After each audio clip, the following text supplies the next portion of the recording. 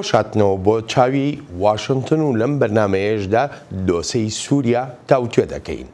لەوە تای زیاتر لە 7 ساڵ لەمەوبەرەوە کە قەیرانی ناوخۆیی سووریا دەستی پێکرد، هیچ قۆناغێک نەبووە لە وڵاتەدا ناوی لێ بنرێ هێوربوونەوەیەکی کاتیانە. بەردەوام مشتومڕی گەرم هەبووە لەسەر ئەو شەڕانەی ناو سووریا و ئێستاش گەرمترین قسە و باس لە نێوەندە جیهانیەکاندا لەسەر ئەگەر و نەگەرەکانی هێرشکردنە سەر ناوچەی ئیدلبە. The Assad regime must halt its offensive. دەبێت ڕژێمەکەی ئەسەد ئەو هێرشانەی ڕابگرێت. رووسیا و ئێران وەک دوو دەوڵەتی خاون کاریگەری بەسەر ڕژێمی سووریاوە. دەبێت ئەو کارەساتە ڕابگرن. ئەمەش لە دەسەڵاتیاندایە تا بیکەن. هاوکارە رووسیەکانمان باز لەوە دەکەن هەوڵی چارەسەرێکی سیاسیانەی قەیرانی سووریا دەدەن. بەڵام تا ئێستا هیچیان نەکردووە تا بگەنە ئەو چارەسەرە سیاسیە. ئاگاهیدانەکان زۆرن لەسەر بەرەنجامە قورسەکانی ئەو هێرشە ئەگەر ڕوو بدات لە هەردوو ڕووی مرۆڤایەتی بە پلەی یەکەم و هەروەهاش ڕەوشی ئاسایشیەوە. ئێمە بە تەواوەتی پشتیوانی لە هەوڵە بەپەلە دیپلۆماتیەکانی تورکیا و نەتەوەی گرتوەکان دەکەین لەسەر چوێنێتی سەر و سەوداکردن لەگەڵ ئیدلبدا لە هەردوو ڕووی سیڤیلی و مرۆڤایەتیشەوە. چارەنووسی نزیکەی 3 ملیۆن کەس لەم سەنگەدایە. سکرتێری گشتی ڕۆن و ئاشکرا بووە لەوەی بەکارهێنانی بە بەرنامەی چەک بەبێ گوێدانە هیچ پێوانەیەک لە ناوچەکانی دانیشتواندا ئەوە دەشێت ببێتە تاوانی جەنگ. دەبێت زۆر ڕۆن و ئاشکرابین لە ئیدلب منداڵێکی زۆرتر هەن بە بەراورد لەگەڵ ژمارەی تیرۆریستاندا. هەر ئەمەش دەبێت ئەوانەی شەڕیان دەوێت بخاتە بەردەم بیرکردنەوەیەکی ترەوە.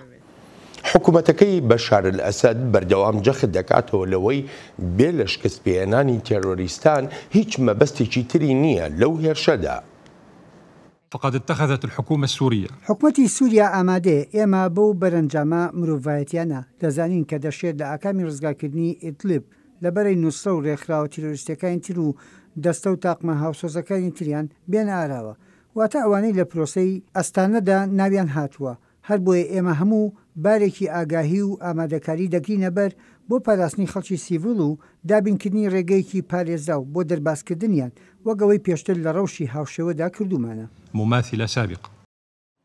پێویستە بگوترێت ئەزموونەکانی پێشووی حکوومەتەکەی بەشار الئەسەد لە ڕوانگەی ئەو هێرشانەی کردویانن لە 7 ساڵی ڕابردوودا وەها ناڵێن.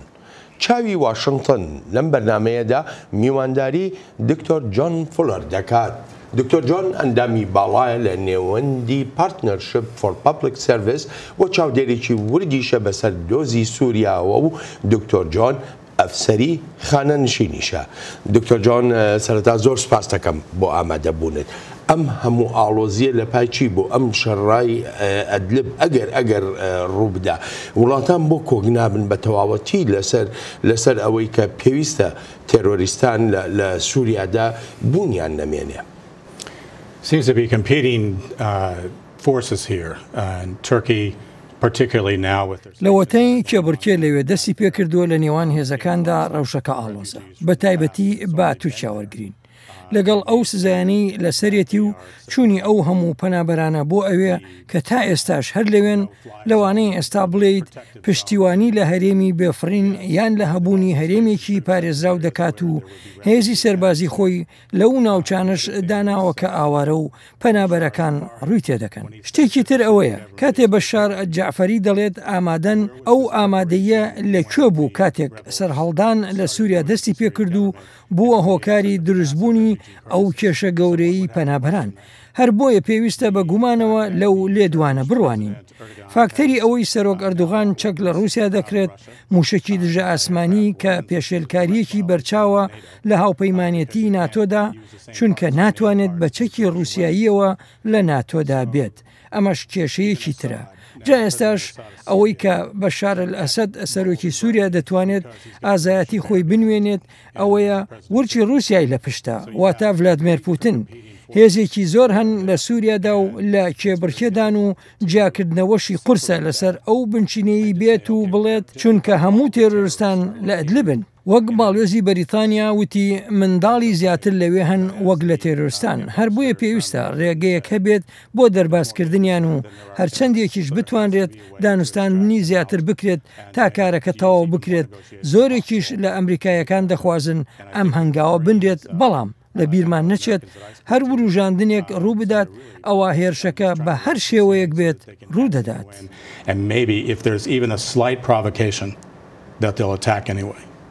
باشە بەڕای تۆ ئەگەر شەڕی ئیدلب ڕوویدا کۆتایی بە تێرۆریزم دێنێ لە سووریادا؟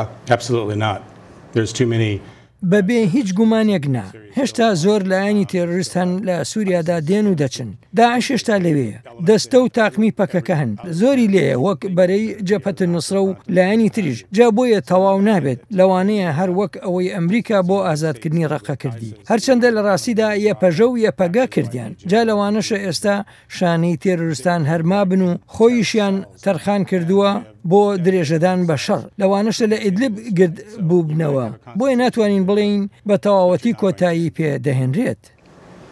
ئەگەر تەواو نەبن تێرۆریستان بەرەو کوێ دەڕۆن لەکوێ دەتوانن دەرباز بن یعنی ئێستا وەکو باز دەکرێت لەو هەرێمەی ئیدلبدا بە تەواوەتی ئەمیان لەوێدان جەبهەت نوسرەیە لایەنەکانی تری ئیسلامی تونڕەون ئەمانە هەموو لەوێن و تەنانەت باس لەوەش دەکرێت کە داعشیش لەوەیە باشە ئەگەر شەڕەکە ڕوویدا ئەم تێرۆریستانە بۆ کوێ دەچن؟ بەڵێ بەهۆی هێزەکانی تری لەوێن دەرباز دەبن لەوانە پشتیوانەکانی ئێران کە هەر لە ڕۆژی یەکەمەوە پشتیوان بووە بۆ تێرۆریستان بە پێی ئەو راپۆرتانەی لێرە دەیان خوێنینەوە هێزەکانی ئێران لەوێن و لە ناوخاکی سووریادان هەر بۆیە وەزیری بەرگری باسی دەوە کرد پێویستە پاشەکشە بکەن بەڵام ئەو جۆرە کاریگەریانی ئێران بۆ پشتیوانی ڕژێمی سووریا بەردەوام دەبن وەک پشتیوانی چەک و تەقەمەنی و پشتیوانی دارایی و پشتیوانەکانی تریش بەڵێ دەشێت تێرۆریستان لەوێ دەرباز بن ئەگەر بێت و ئۆپراسیۆنی ئێران بەردەوام بێت جا لە ئیدلب ئەگەر بێت و هەر هەمووشیان دەستگیر بکەین پاش دانوستاندنی خۆبەدەستەوەدان نابێتە کۆتایی هاتنیان چونکە هەمویان ڕویان لە ئیدلب نەکردو و بە دوا شوێن ناودێر بکرێت وەک لێرە لە ئەمریکا باز دەکرێت نا ئیدلب دوا شوێن نییە لە ڕووی لەشکریەوە دەشێت سەرکەوتنیەکی گەورە و سەرەکی بێت کە تێرۆریستان پەرتەوازە بوون بەڵام هیوادارم و گەلی ئەمریکا شیوادارە وروژاندنێک نەبێتە مای دەرباز بوونیان.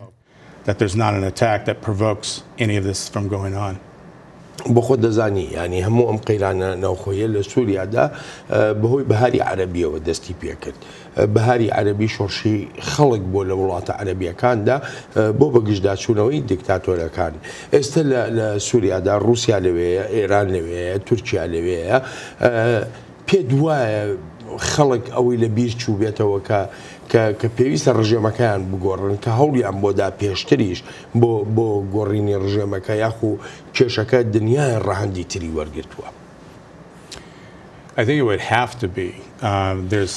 بەڵێ پێویستە ئاوەها بێت بەڵام کێشەکە لەوەدایە بە ملیۆنان خەڵک سووریایان جێهێشتووە و چوونەتە ئەوروپا و وڵاتانی تریش تا خۆیان ڕزگار بکەن وەلێ ناسنامەیان لەدەستداوە ناتوانم لۆمەی هیچ کەسێک بکەم کە سووریای جێهێشتووە بەڵام ژمارەکە زۆرە و لەو بڕواایشدام سووریایەکان ئەو خواستیان نەماوە وەک جاران بۆ ڕووخاندنی حکومەتی وڵاتەکەیان جا بەڕوانینی خۆم وەک دکتۆر جان فۆڵەر ڕووخاندنی حکومەتی سووریا هەنگاوێکی باش و گونجاوە بەڵام ئەوە هەنگاوێکە سووریایەکان خۆیان بڕیاری لێ دەدەن هەر چۆنێک بێت ئێستا کاتی ئەوەیە ئەمریکا هەنگاوی خۆی بنێت و بە رووسیا و ئێران و تورکیاش بڵێت بکشێنەوە.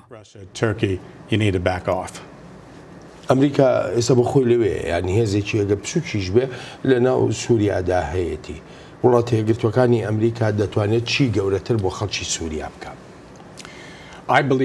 لەو بڕوایەدام کاتێک سەرۆکترام بوتی لەوێ دەمێنینەوە ینی کاتێکی زۆری ناوێت ئەگەر پێویست بکات هەنگاو لەم دۆسیەدا بنین بەڕێوەبەرەتی پێشوو دەیگوت با بزانین دەتوانین ڕەوشەکە جێگیر بکەین جا ئەوە شتێکی باش نەبوو چونکە ئەگەر لەو کاتەدا جێگیریمان هەبوایە ئەوە لەوانەیە بەهاری عەرەبی درێژی نەبوایە بەڵام وەکو تۆ باست کرد تا ئێستاش ئەنجامێکی نییە بێلەوەی خەڵکێکی زیاتر بوونەتە پەنابەر و لە شوێنی تردا دەژین ئەمریکا دەتوانێت بە بڕێکی کەم هێزی زیاتر نیشان بدات بەڵام پێویستە هەنگاو بە هەنگاو بێت ڕێک وەک ئەوەی نیکی هێلی باسی کرد رووسیا تۆ بکشێوە پشتیوانی لەم شتانە دەکەین ئەمەش دەبێتە سەرەتایەک بۆ ئایندەکە بڵێین ئەوەی وتمان ئەوە بووە بە وتن و کردەوە و دواتری شێزەکانمان لەوێ دادەنین من بۆ خۆم وهای دەبینم پێویستە هەنگاوی باشی بۆ بنین ببینین ئەنجامی دانوستانەکان چی دەبن لەوێ بمێنینەوە و یارمەتی ئاوا ئاوادانکردنەوەی وڵاتەکە بدەین وەک لە زۆر وڵاتی تردا کردومانە. ئەمریکا بەم شێوەیە دەتوانێت یارمەتی دەربێت و گەلی سووریا بزانێت ئێمە لەوێ دەبین و یارمەتیان دەدەین بۆ هەڵسانەوەی وڵاتەکەیان و ئەوەی تریش دەکەوێتە سەر سووریایەکان خۆیان بۆ چۆنێتی سەر و سەوداکردن لەگەڵ ئەسەددا ئەگەریش نەبوو ئەوە بۆ جارێکی تر. حەزەکەم زۆر بە کورتی پێم بڵێ مانەوەی ڕژێمەکەی بەشار ئەسەد بۆ چەند ساڵێکی کەش بێ ئەلەم ڕەوشەی ئێستەیدا هێشتا هەرمایی مەترسیە بۆ ناوچەکە و بۆ ڕەوشی ئاسایشی جیهانیش. As long as President Putin of Russia stays behind him. تا ئەو جێی سەرۆک پوتینی رووسیا لە پشتیەوە بێت ئەوە سەرۆک ئەسەد وەک قەڵغانێک بەکاردەهێنێت و دەڵێت ئیتر تەواو و من لە دەسەڵاتدام و بێگومان ئەمەش شتێکی باش نابێت بۆ گەلی سووریا و ئاشتی و ئاسایشی ناوچەکە و دەبێتەوە دەستپێچێکی تر وەک پێشتر چۆن بوو ڕێگرەوشەکەی پاش و دەتاکەی تورکیا دروست دەبێت و زۆر کەس لە زینداندا نران لە ناو سووریادا و ئەسەد کەی دۆزیەوە و دایانگرێت و ئێدی لەوانەیە بەرەنگاربوونەوەش نەمێنێت. دەگوترێت ئەم شەڕە قورس و خوێناوی دەبێت و لەوانەشە هەموو ئەو هێزانەی دژی حکوومەتی سووریا کۆبوونەتەوە داکۆچیەکی سەرسەختانە لە دوا مۆڵگاکانیان بکەن هەر بۆیەشە بە دوور نازانرێت جارێکی تریش دیمەشق چەکی کیمیایی بەکاربێنێت. هەر جۆرە بەکارهێنانێکی چەکی کیمیایی بە هیچ جۆرێک جێی قایل بوون نییە بەپێی ئەو ڕێوشێنانەی ڕێکخراوی قەدەغەکردنی چەکی ناوەکی دژی بەکارهێنانی ئەو جۆرە چەکە کۆمەڵکوژانە دایناوە. سووریا پێشێلی ئەو ڕێوشێنانەی کردووە نابێت ئەمە جارێکی تر ڕوو بداتەوە. بەڕاستیش ناتوانم بە تەواوەتی ئەو مەترسیانە بخەمە ڕوو کە لە ئاکامی بەکارهێنانی چەکی کیمیاییەوە دێنە ئاراوە. ئەمە هەر تەنها لە ڕووی مرۆییەوە نا بەڵکو لە ڕووی پاراستنی ئاشتی و ئاسایشی جیهانیشەوە. لەگەڵەوەشدا کە نەتەوە یەکگرتوەکان باز لە ئامادەی خۆی دەکا بۆ هەر ئەگەرێکی نەخوازرا و بەڵام داواش دەکا هەر چۆنێک بێ ڕێگە لەو شەڕە بژیرێت. بەر شێوەیەک بێت دەڵێم ئێمە ئامادەین ئەوەی کە گرینگە ئەوەیە هەرچێکمان لەدەست دابێت دەیکەین بۆ دڵنیابوون لەوەی لە ئاستێکی باشدا ئامادە دەبین و هاوکات بەرزکردنەوەی دەنگی خۆمان بەرامبەر سیاسەکان و هەموو ئەوانش کە کاریگەریان هەیە بەرامبەر حکوومەتەکان و بەرامبەر هەر کەسێک بتوانێت ڕۆڵی هەبێت و تا ئەوە ڕوو نەدات کە لی دەترسین. نەتەوە یەکگرتوەکان دەرباسکردنی خەڵکی سڤیل لە ئەدلب بە ئەرکی سەرەکی دادەنێت و جەختیش دەکاتەوە لەوەی ئەرکی گرنگیش پارێزراوی ئەو خەڵکەن هەروەهاش دابینکردنی یارمەتی و پشتیوانیە بۆیان. بە شوەیەکی زۆر بەرچاو لە خۆمادەکردن داین بۆ هەر ئەگەرێکی ئەوەی خەڵکی سیڤیل بە ژمارەی زۆر لە چەند ئاراستەیەکی جیاوازەوە شوێنی خۆیان جێبێڵن. لە ڕاستیدا یەکێک لە شتە گرنگەکانەوەیە هەر کاتێک خەڵک ئەستی بۆ کرد ژیانی کەوتۆتە ژێر مەترسیەوە تا ڕادەی تۆقااندن ئەوە لە هەر شوێنێک بن جێ دەهێڵن و دەکەونە ڕێ و پێویستیان بە پاراستن دەبێت و بشگەنە هەرجەیەک پێویستیان بە کۆمەکردن دەبێتە. جامە خۆمان بۆ ئەو ڕێگاوبانانەی دەربازبوونی خەڵک ئامادە کردووە. خەڵکێکی زۆرن و بیریشیان لایەوەیە چۆن یارمەتی درێن. دکتۆر جان ئەمەندەی چاودێری بارودۆخی سووریا دەکەی پێ وایە بەشار ئەسەد لەم هێرشەی ئەدلبدا جارێکی تر چەکی کیمیایی بەکاربێنێتەوە؟ لەو بڕواایەدام دەیکات لەوانەشە لەو ناوچانەدا بیکات کە خەڵک چاوەڕوان نەبوون لەو شوێنانەدا کیمیایی بەکاربهێنێت. بەڕێوەبەراتی ئۆباما وتی ئەوە هێڵی سوورە بەڵام دواتر چەکی کیمیایی بەکارهێنا و هیچیشی بەرامبەر نەکرا. نەتەوە یەکگرتوەکان دەتوانێت هەرچێکی بێت بیڵێت وەک ئەوەی لە قسەکانیدا ئێستا گوێمان لیان بوو. بەڵام وەک پێشتر ئاماژەم پێکرد تا ئەو کاتەی سەرۆک پوتین لە پشتی بێت پێم وانییە گوێ بە هیچ شتێک بدات. تەنانەت ئەگەر پوتینیش پێی بڵێت باشترە بەکارهێنانی ئەم جۆرە چەکە ڕابگرێت. لەو بڕواایەدا نیم ڕای بگرێت چونکە هێز لەگەڵ وتنەکەدا نییە کە پێویستە بەو شێوەیەی پێی بڵێت ئەگەر کیمیایی بەکار بهێنیت ئەوە مۆسکۆ دەکشێتەوە. ئەو جا ئیتر بەکاری ناهێنێت. بەڵام تا ئەو کاتەی پشتیوانی رووسیا هەبێت هەر بەکاری دەهێنێت و لەوانەشە لە ڕەوشێکی سنوورداردا بەکاری بهێنێت. هەر بۆیە لێرەدا پێویستە نەتەوە یەکگرتوەکان سەروەری خۆی بپارێزێت و سزای زیاتر بسەپێنێتە سەر سووریا و ئەو جا پرسیارەکەش دێتە سەر ئەوەی ئایا ئەسەد ئەوەی بۆ خەڵکەکەی دەوێت بە بڕوای من کیمیایی بەکاردەهێنێت ئەگەر پێویست بکات بۆی.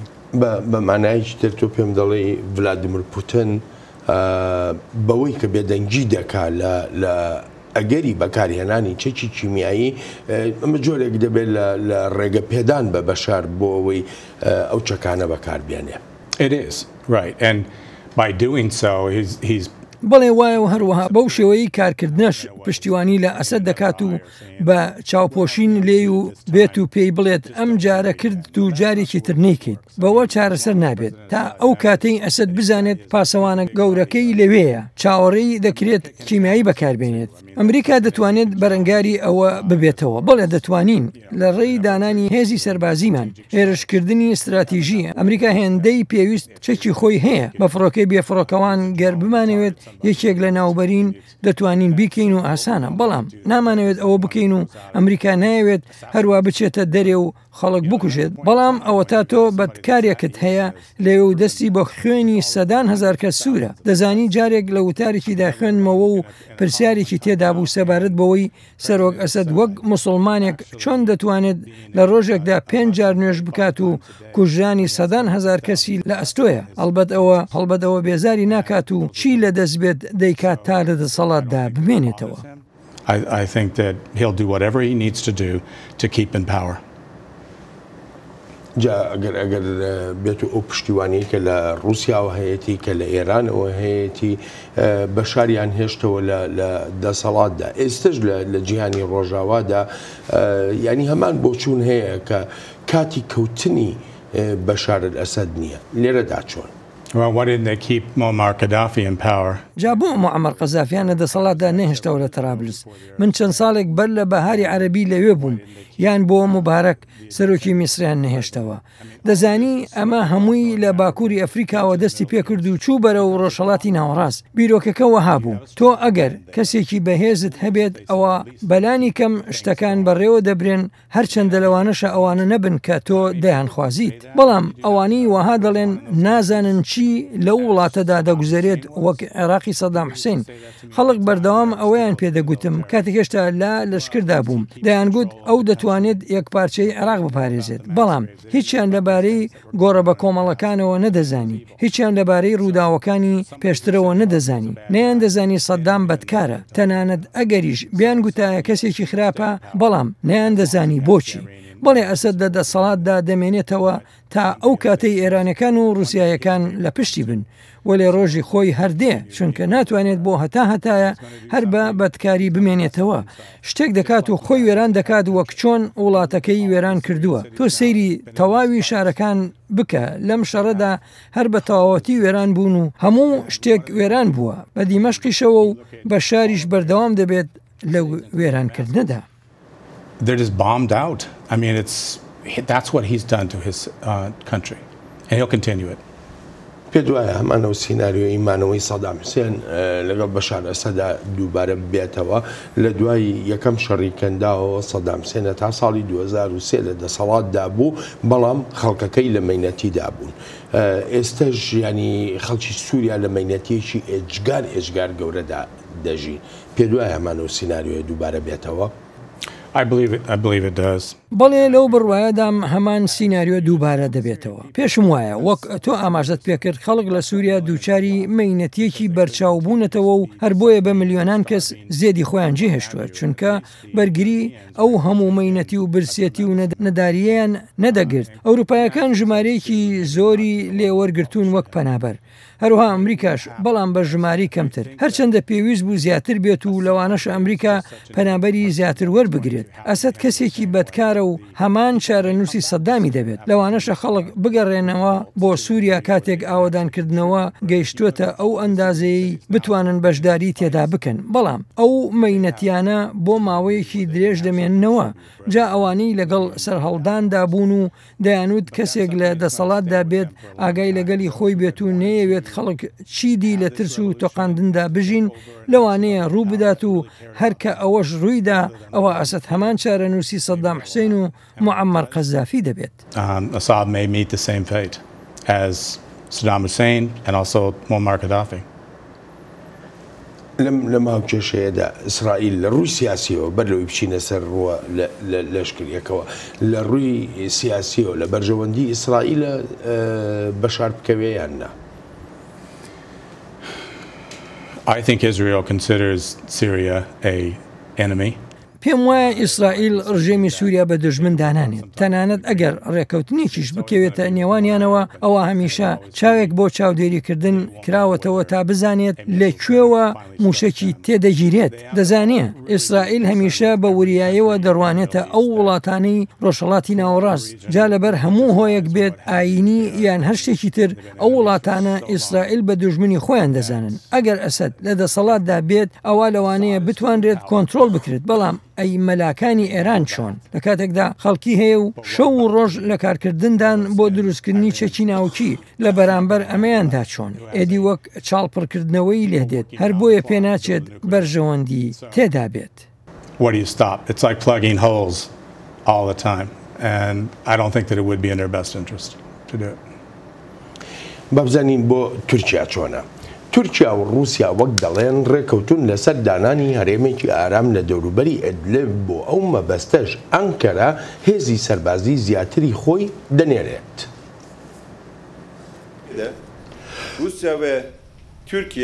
تورکیا و رووسیا چاودێریەکی هاوبەش و ڕێکخراو دەکات لە دەوروبەری سنووری ئیدلب پێویستیشمان بە دانانی هێزی زیاترە لەو ناوچانە و هەر دوانزە بنکەکەی چاودێریشمان وە خۆیان دەمێننەوە لە کاتێکدا هەردوو وڵات ڕوبەڕووی مەینەتیەکانی ئەم جۆرە کێشانە بووینەتەوە و خواستمانە خوێنڕشتنی زیاتر نەبینین شەڕیش نەمێنێت و هەروەهاش چارەسەریکی سیاسیانە بۆ ئەم کێشەیە هەبێت و سەقامگیری بگەڕێتەوە بۆ سووریا.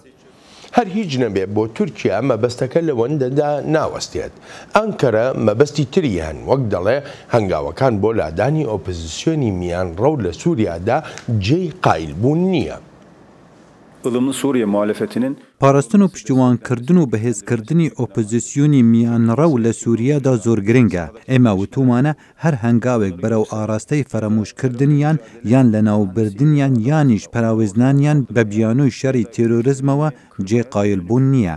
Adımların kabul edilemez olduğunu biz zaten ifade ettik. وڵاتە یەکگرتوەکانی ئەمریکا و تورکیا هەروە دێ و نزیک دەبنەوە لە تەواوکردنی کارەکانیان وەک نەخشە ڕێگایەک بۆ پێکێنانی هێزێکی هاوبەشی چاودێریکردنی ناوچەکانی منبج وەلێ ئەنکەرە هێشتا بەگومانە لە ئەمریکا و نیگەرانیەکانیشی هەروەک خۆی ماونەتەوە.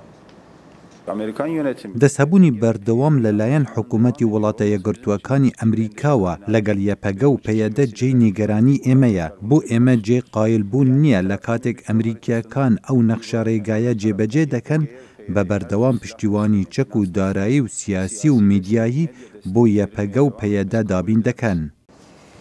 دکتۆر جۆن با لە پەیوەندی نێوان رووسیا و تورکیاوە دەست پێ بکەین. سووریا دەبێتە ئەو دۆسەی کە تورکیا بەرەو رووسیا بەرێ؟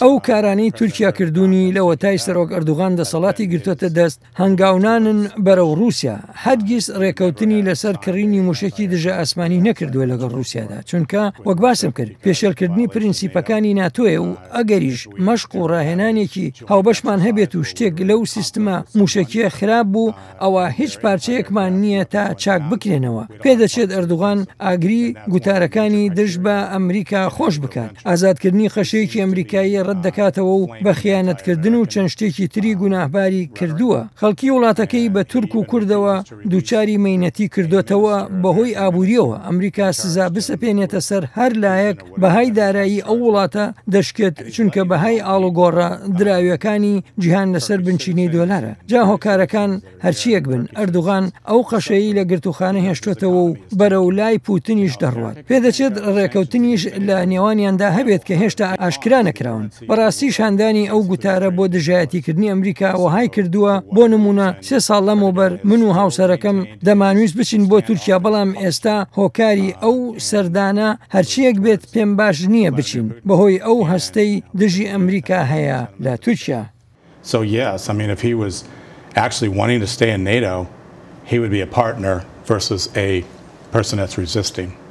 بەڵام ئەوەی کە ناتۆ یاخۆ ئەوەی کە وڵاتە یەکگرتوەکانی ئەمریکا دەیدا بە تورکیا لە هەموو ڕوویەکەوە پێ دوایە مۆسکۆ بتوانێت ئەوەی بۆ بکە؟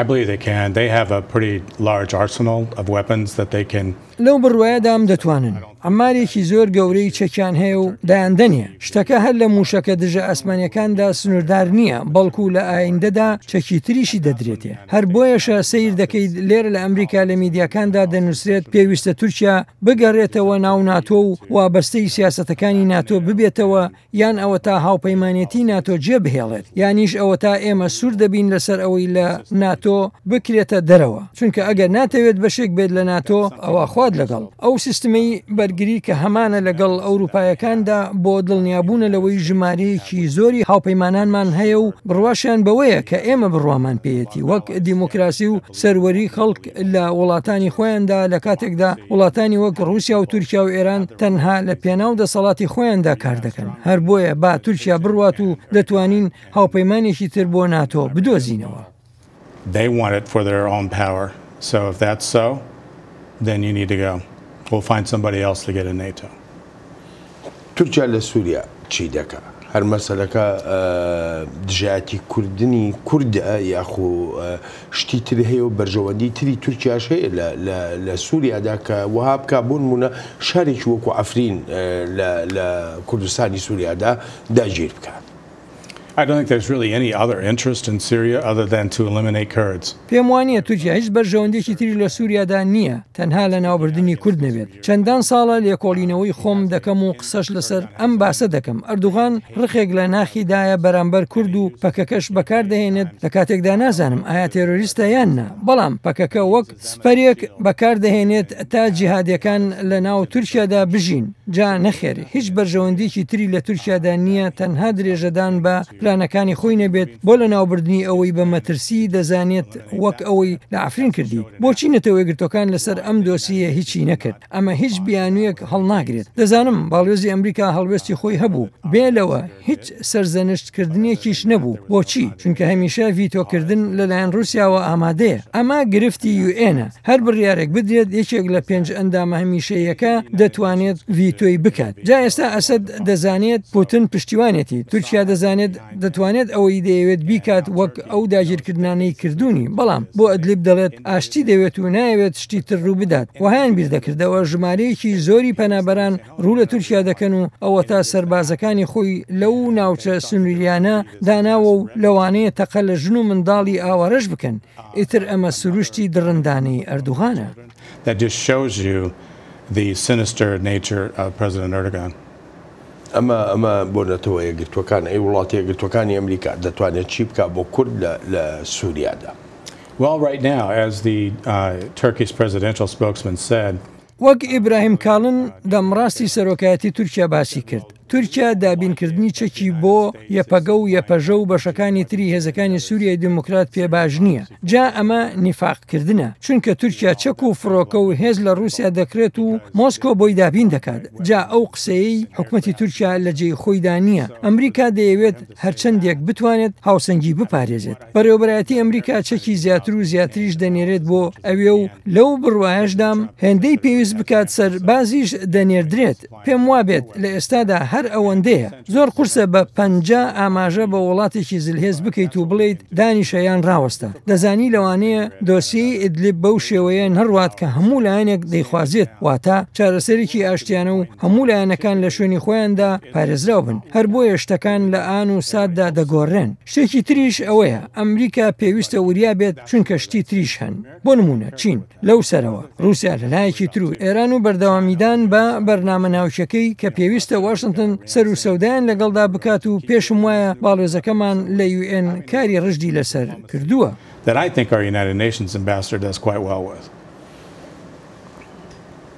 خۆت چۆنی دەبینی من ئەمە وەکو دکتەر جۆن ئەمێ لێتی پرسم پێت وایە بەرژەوەندیە سیاسیەکانی بۆ نمونە نێوان واشنگتن و ئانکەرە وەها بکە کە ئەمریکا پشت لە کورت بکات و دەرفەتی زیاتر بدا بە ئەردۆغان لە سووریادا I don't see that. I think that President Trump has. نا وهای نبینم پێم وایە سەرۆک ترامپ زۆری لە ئەردوغان بینیوە تەنانەت لە کۆبوونەوەکەی نەتەوەیەگرتوەکانیشدا کۆ نەبووەوە لەگەڵیدا لە دانیشتەکەی UN-دا تەنها بەلای ئەردوغاندا تێپەڕی دەزانێ کێشە سەرێکیەکە لێرە لە ئەمریکا ئەوەیە زۆربەی ئەمریکایەکان نازانن کورکێ و چییە تێکەڵیان کردووە لەگەڵ نەتەوەی تردا لە میدیاکانیشدا لێرە کەم باس دەکرێن بۆ خۆم ڕۆژانە 5 ڕۆژنامە دەخوێنمەوە و تەنها جارێک لەم 3 یان 4 ڕۆژی ڕابردوودا تەنها شتێک لەسەر کورد خوێندمەوە خەڵاتی نۆبڵی ئاشتی نادیە موراد بووە و نووسرا بوو کوردە و ئزیدیە خەڵکیش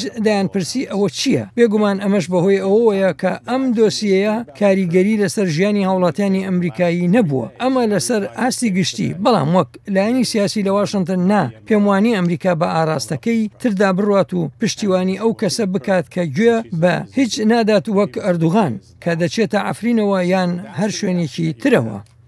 In Erdogan that he doesn't care and he will go into Afrin or wherever. ئەگەر چی لە زۆر بۆ نەدا ڕاگەیەنراوە کە شکست بە دەوڵەتی ئیسلامی هێنراوە بەڵام هێشتا واشنگتن بە ڕژدیەوە سەیری ئەو دۆسەیە دەکات و جەختیش دەکاتەوە تەنها ژنێڤ دەتوانێت ئاشتی و ئاسایش بۆ سووریا بێنێت. ئێمە هێشتاش لە شەڕێکی قورسداین بە حاڵە لە داعش تێمەگەن کە لە ناوخۆدا داڕماوە و ئێستا لە خۆڕێکخستنەوەدایە لە کاتێکدا بەرانبەر ئەوەی تەنها لە سەدا 2 ئەو ناوچانەیان بەدەستەوە بمێنێتەوە کە داگیریان کردبوو هەر بۆیە دەڵێم هێشتاش شەڕی قورس لە پێشن ناخوازم هیچ کەسێک بکەوێتە دوێ ناکردنێکی خەیاڵیەوە ئێمەش هەمومان پێکەوەین لەو شەڕەدا ژنێف چارەسەرێکی ڕاستەقینەیە بۆ ئەو تراژیدیایەی بیر لێ دەکەینەوە لە هەر کاتێکدا ناوی سووریا دێنین ئەمە ئەو ڕێگەیە بۆ هێنانە ئارای ئاشتی لە سووریادا واتە لە ڕێی پرۆسەکانی ژنێڤەوە وێڕای هەر هەموو هەوڵەکانی رووسیا بۆ لە پەراوێزنانی نەتەوەیەکگرتوەکان لەم پرۆسەیەدا. لە ئێستادا مۆسکۆ ڕایەکی تری جیاوازی هەیە ڕێک وەک ئەوەی بڵێت با سووریاییەکان خۆیان بڕیاری خۆیان بدەن نەک لایەنی تر. دەتوانرێت چی بکرێت؟ ئایا دەبێت هەمومان هەوڵی چی بدەین؟ بڕوانینی من پێویستە هەوڵ بدەین هیچ هێزێکی بیانی و هیچ وڵاتێک لە سووریادا نەمێنێت پێویستە هەنگاوی بۆ بنین. دکتۆر گوێمان لێ بوو ڤلادیمیر پوتین داوا دەکا هەرچی هێزی بیانی هەیە لە سووریادا بڕواتە دەرێ. رووسیا خۆی ڕاتە دەرێ؟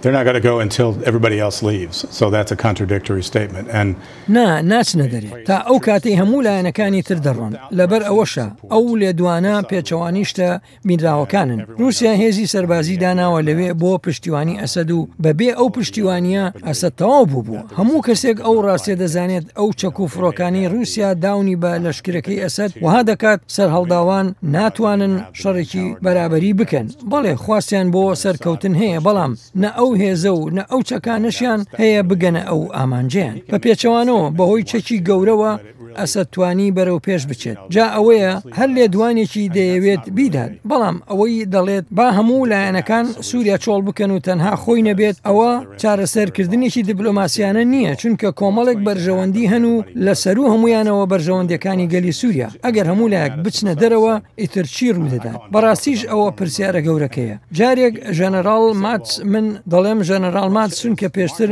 مەرینز بووم جارێک وتی رووسیا هەوڵی لە پەراوێژنانی نەتەوەیەگرتوەکان دەدات وەک پێشتریش باسم کرد ئەو ڤیدیۆی مۆسکۆ هەیەی کارتێکە ئەسەد هەر کاتێک گوستی بەکاری دەهێنێت و وەهاشی کردووە چی بێت بیکات چونکە کارمەندێکی پێشوو KGB سەرۆکە لە رووسیا و لەوەش دەچێت بۆ هەتا هەر سەرۆک بێت رووسیا لە سووریا دەمێنێتەوە تا لایەنەکانی تر دەڕۆن یانیش قەیرانێکی تر ڕوو دەدات. Russia's going to stay and they're going to stay until everybody leaves or there's going to be a conflict. One of the two.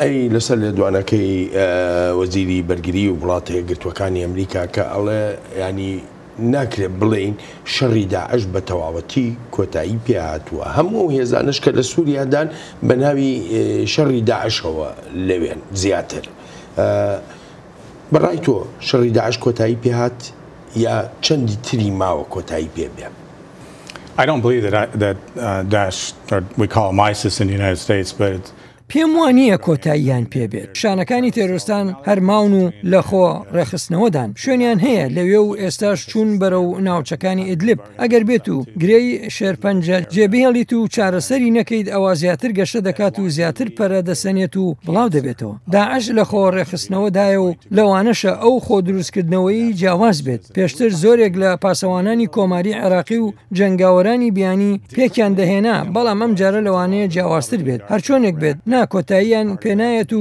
ئێستاش لەگەڵ دەرکەوتنی جارێکی تری ئەلقاعیدەدا شانەکانی داعش و کارژێڕەکانی بەردەوام دەبن جاروازت لێ هێنان ئەوە گەشە دەکەنەوە ئەمە ڕوانینی منە لەسەر تێرۆستان. That's what I feel with the terrorists. It's not going to go away.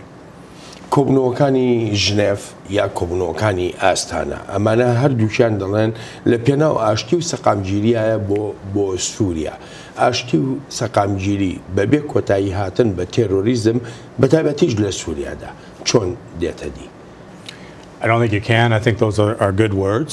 پێم وانە بتوانرێت و ئەوەش ئەو شتانن خەڵک پێیان خۆشە ڕوو بدەن بەڵام تا سووریا ئاوەدان نەکرێتەوە و نەبێتەوە خاوەن ئابوووریەک دەست بکاتەوە بە گەشەکردن و تا وەک پێویست نەبێتەوە بە وڵات ئەوە زۆر قرس دەبێت دەتوانین بە قسە بڵێین ئاشتیمان دەوێت لە سووریا یان لە هەر شوێنێکی تر بەڵام ئەگەر وڵاتێکت نەبێت ئەوە پێویستت بە چەندانەوە هەیە تا خۆیان ببوژێنەوە پاش ئەو شەڕە ناوخۆیی لە سووریادا ڕوویداوە وەک وەزیری بەرگری ئەمریکا دەڵێت ڕێگەیەکی درێژ لە پێشە هەر بۆیەشە بەردەوام ئەمریکا چاوی لە پرۆسەکانی ئاوادانکردنەوە و کاری پێکەوەییە و هەروەهاش ئەگەری گەڕانەوەی ئاوار سووریەکان کە گرنگە بۆ ئایندەی وڵاتەکە من بۆ خۆم ئەگەر بە هەر هۆکارێک بێت ئەمریکا جێبهێڵم لە کۆتاییدا دەگەڕێمەوە زێدی خۆم چونکە هەست بە ئاسوودەیی دەکەم تێیدا هەر بۆیەشە پێم وایە زۆرێک لە سووریایەکان و خێزانەکانیان دەگەڕێنەوە بۆ زێدی خۆیان و دەخوازن وڵاتی خۆیان هەبێت.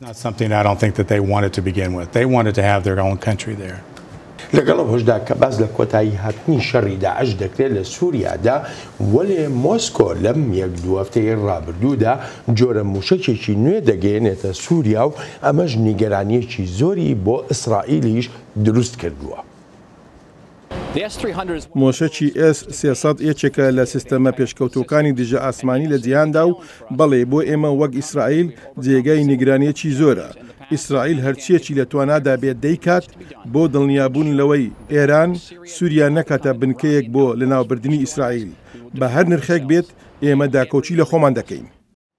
پێشتریش کۆماری ئیسلامی ئێران ژمارەیە موشک لە ناو ئێرانەوە دەگرێتە شوێنەکانی سەرهەڵداوان لە سووریادا وەک شیکەرەوە دەڵێن ئێران پەیامەکانی خۆی لە ڕێی هێرشە موشکیەکانەوە دەگەێنێت.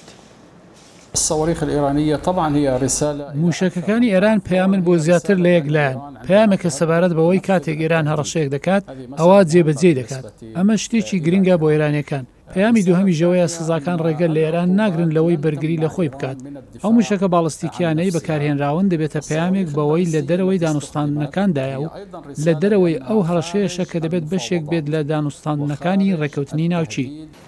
دکتۆر جان وەکو دەزانی رووسیا و ئیسرائیل پەیوەندێکی باش لە نێوانیاندا هەیە و لە زۆر دۆسێشدا هاوکاری یەکن بەڵام ئەوەی کە رووسیا لە سووریادا دەیکات جێی نیگەرانیە بۆ ئیسرائیلیەکان لێرەدا رووسیا و ئیسرائیل چیان لێدێ؟ پێم وایە پەیوەندیەکان بەردەوام دەبن پێم وایە سەرۆک پوتن ڕێز لە ئیسرائیل دەگرێت و هەروەهاش مافی هەبوونی دەوڵەتی ئیسرائیل بەڵێ رووسیا هەندێک موشکی داوەتە سووریا ئەمەش جێی خۆشحاڵی نییە بۆ ئیسرائیل چونکە لەم ماوەی ڕابردوودا فڕۆکەیەکی رووساییشیان خستە خوارێ پێم وایە ئیسرائیل بیانووی خۆی هەیە بۆ نیگەرانەکانی لەگەڵ دانی ئەو موشکانە بە سووریا بەڵام پەیوەندیەکان لەگەڵ رووسیادا بەردەوام دەبن بەبێ هیچ کێشەیەک. مۆسکۆ تاران پەیوەندیەکی زۆر باشیان هەیە و بە هەردووکیشیان پشتیوانی لە ڕژەمەکەی بەشار ئەسەد دەکەن تاران موشک دەگرێتە ناو سووریاوە لێرەدا چۆن ئەمە نابێت بە فاکتەرێک بۆ ئەوەی کە ئیسرائیلیش هەنگاوی خۆی بنێ. I believe Israel can act with diplomatic relations with Russia and keep that stable. پێم وایە ئیسرائیل دەتوانێت جێگیری پەیوەندی دیپلۆماسیەکانی لە پارێزێت لە کاتێکدا ئامانجی ڕژێمی ئێرانەوەیە هەر کەچەکی ئەتۆمیان دروست کرد بەکاری بهێنن لێرەدا ئەمریکا دەتوانێت بچێتە ناوەوە وەک دەشزانرێت دەستی پێ کردووە و خۆمان لە ڕێکەوتنە ناوکیەکەی ئێران کشاندۆتەوە نابێت ئێران چەکی ناوکی هەبێت و بۆ ئەمەش تاران هەموو هەوڵێکی خۆی دەدات ئەلبەت ئەمەش جێی نیگەرانی ئیسرائیلە و نیگەرانیەکانیشی لە جێی خۆیدایە چونکە ئەگەر ئێران ئەو چەکەی هەبێت ئەوە بە خێرایی ڕوبەڕووی شەڕی ناوکی دەبینەوە. دکتۆر جان زۆر سپاسە دەکەم بۆ بەشداری لە بەرنامەی ئەمڕۆی چاوی واشنگتن سپاس و پێزانینم. Thank you very much. تا بەرنامەیەکی تری چاوی واشنگتن ڕێز و خۆشەویستی بەڵێن ساڵح پەسەند بفەرموو.